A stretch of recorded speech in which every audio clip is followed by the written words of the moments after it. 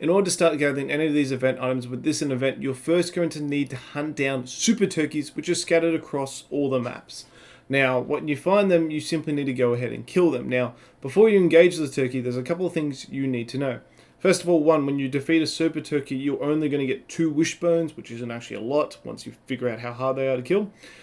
Secondly, super turkeys deal massive damage and they have a massive health pool. So as I've got with the admin rifle here, you can see that this guy, if he sits still for 2 seconds, has bloody massive health pool, as you can see, 21,200, and his damage is through the roof, 151%.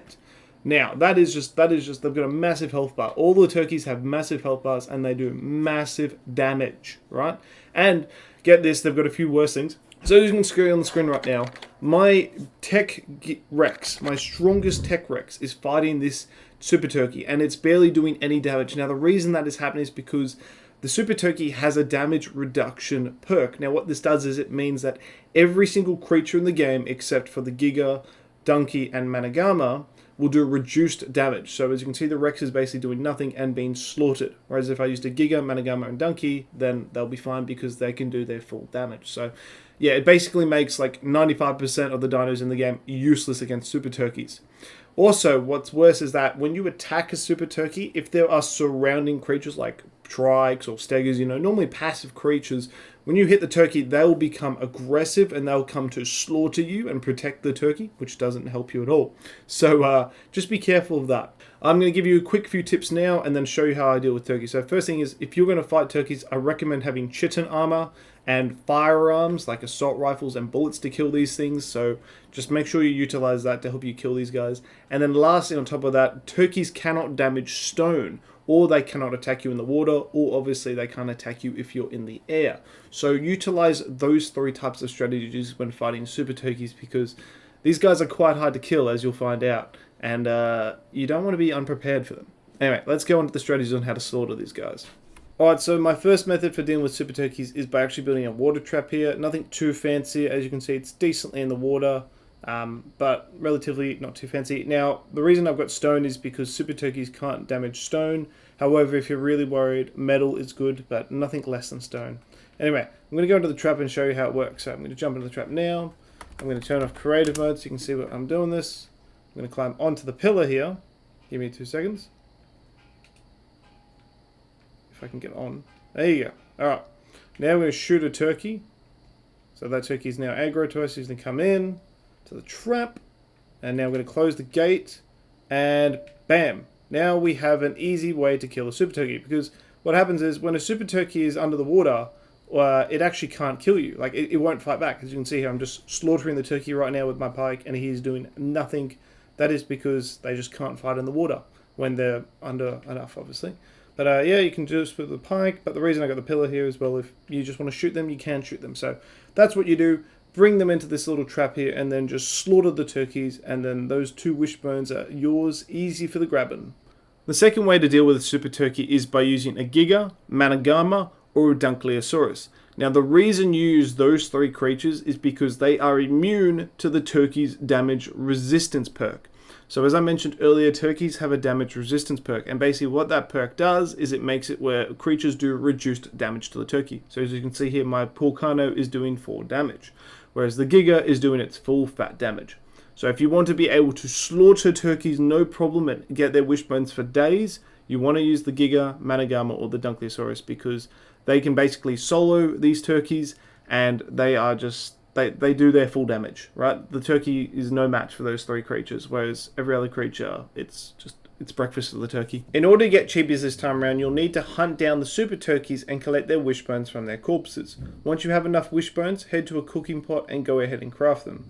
Now you'll notice in the cooking pot this time around, there'll be 2 types of Chibis. Random Chibi for 1 wishbone, and then random rare Chibi for 5 wishbones. Now the difference is like this. If I choose the one with 1 wishbone, then I'm telling the game, look, I just want a Chibi, and then the game will then proceed to give me any one of the 93 event Chibis in the game. Whereas if I chose the random Chibi rare one, then what that does is it increases my chances of just getting the new Chibis that were only released in this event, as you can see in the clip.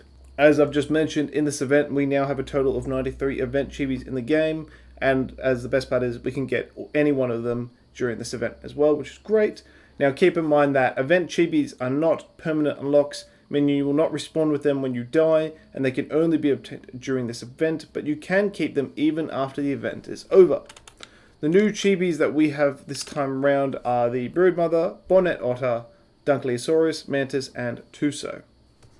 Furthermore, aside from looking cute, the purpose of a Chibi is to increase a player's level cap. If you equip a Chibi and then defeat an alpha creature when the Chibi is equipped, then once it is at level 6, your player will be able to reach 110 rather than be capped at level 105. Furthermore, during the event, if you end up getting 4 Chibis that you don't like, so you got 4 Dodo Chibis, then what you can do is go into a refining forge, put some fuel in it, then chuck in those 4 Dodos, and what it'll do then is it will convert those 4 Chibis into one completely new random Chibi. So in order to get the new event skins this time around, you simply need to go ahead and collect the wishbones from the dead turkeys. So go ahead, find a turkey, kill it, and then get your wishbones. And then go to the cooking pot and craft your skins. Now, for your convenience, as I go through each one of these skins right now, I'm going to have on the top right hand corner the name of it as well as the crafting cost to make your life just a bit more easier. Anyway, so aside from the new skins we got, which were the Halloween Murder Turkey shirt and Halloween Dodo shirt, the Sweater Trike and Sweater Cornucopia, and then some swim shorts and swim pants for both Dodo and Murder Turkey, so those are the new ones, as well as we got the returning skins from the previous Turkey Troll from last year. Now something to keep in mind is that these are event items, meaning that you will not respawn with them when you die, and you can only obtain them during this event, but they will not despawn when the event ends, so go ahead and collect as many as you can. I also forgot to mention that the spawn command is on the screen now to make your life a bit easier. Furthermore, as you might have noticed or might not have noticed, when I showed the Chieftain skin and the Dodo mask skin, you can actually obtain those skins permanently by completing several achievements, and then once you do that, you will respawn with those skins. They're the only 2 ones that are respawnable. The emotes are the same process, simply get wishbones and then go ahead and craft them in your cooking pot, and then you're good to go. Now something to keep in mind is that these are attached to the survivor you use them on, meaning that if you put them on your single player character, they won't be on your multiplayer character, and you can only obtain them during this event. So in order to get the DodoRex, you simply need to get 400 wishbones, pop them in the cooking pot, and then spawn them in. Now you can go ahead and give him a name if you want, and he will always spawn at a level 1. Now, you'll also notice that he has 25 minutes until he despawns. Now, going off from that, let's look at his stats. So this is the stats that we're going to have to deal with when we have this guy here, as you can see on the left-hand corner. Now, let's jump into the DodoRex, and first things first, open up its inventory, and you can get the DodoRex mask skin. Now, over there, we're going to go ahead and smash up those structures and see what damage this guy can do. So first thing, let's go run over them and see how much damage we can do. Decent amount. It seems that the tech obviously doesn't take that much damage compared to everything else, which makes sense. But now let's go ahead and try out the bite attack. So tech, yep, 274, 342 for metal, stone. Okay, cool. So tech takes the least amount of damage, but still pretty decent. Almost 300 for tech is pretty insane. Fire breath doesn't seem like it does anything, which is kind of lame, but still, that peck is absolutely destroying the living daylights out of this. This can literally probably smash out some bases. And considering this guy has some mad stats, you're going to have a lot of fun with this guy. But anyway, that is how you get the DodoRex. You simply got to summon him in and then destroy things for 25 minutes. So yeah, there you go. Your PvP battles are going to be interesting for the next 2 weeks. Alright, so that basically brings us to the end of the video. On the screen right now, I'm going to be showing the server rates as well as the dino colors on the screen, so you can know what's going on there. But with that being said, I hope this video helped you understand everything you need to know about the Turkey Trial event in Ark currently happening right now. And with that being said, I'll see you in the next one. Take care.